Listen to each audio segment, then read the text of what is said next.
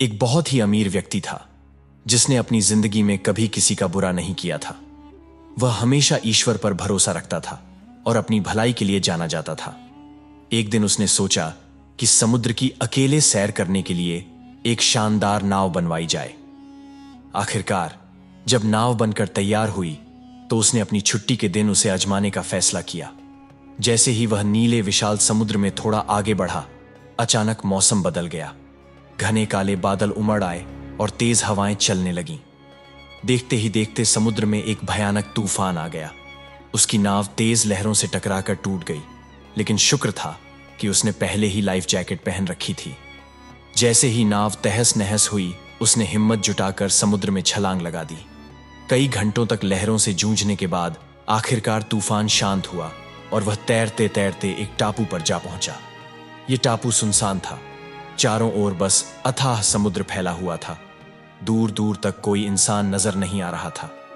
कुछ देर सुस्ताने के बाद उसने खुद से कहा, मैंने जीवन में कभी किसी का बुरा नहीं किया, तो मेरे साथ बुरा क्यों होगा?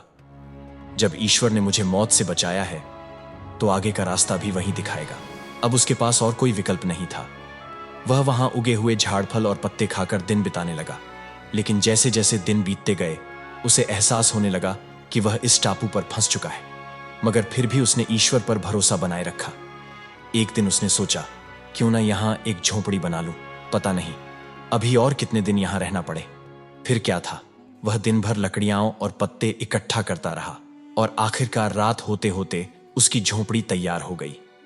झोपड़ी के बाहर खड़े होकर उसने संतोष की सांस ली और सोचा, अब से मुझे यहां आराम से सोने को मिलेगा। लेकिन किस्मत को कुछ और ही मंजूर था। अचानक से मौसम फिर से बिगड़ गया। तेज हवा चलने लगी और बिजली कड़कने लगी। देखते ही देखते एक जोरदार बिजली उसकी झोपड़ी पर आ गिरी। एक ही पल में झोपड़ी जलकर राख हो गई। यह देखकर वह व्यक्ति पूरी तरह टूट गया।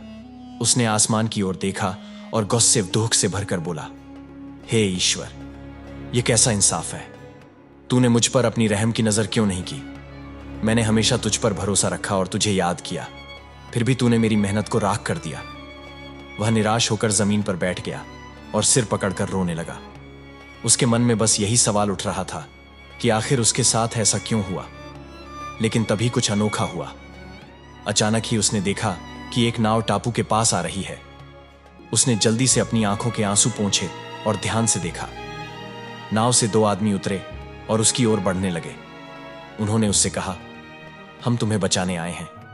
हमें दूर से इस वीरान टापू में जलती हुई झोपड़ी दिखी तो हमें लगा कि यहां कोई मुसीबत में है।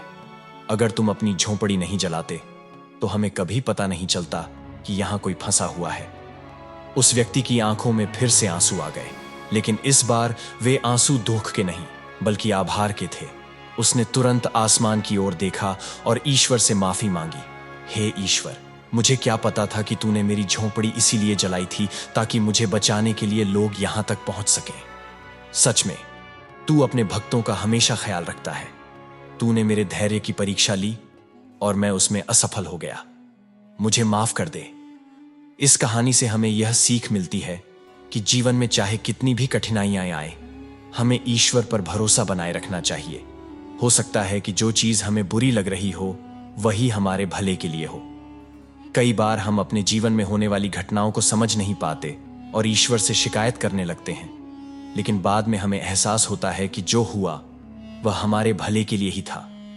इसलिए जब भी जीवन में मुश्किल हालात आई तो धैर्य रखें, अपनी मेहनत करते रहें और ईश्वर पर विश्वास बनाए रखें, क्योंकि वह जो करता है हमारे लिए अच्छा ही करता है।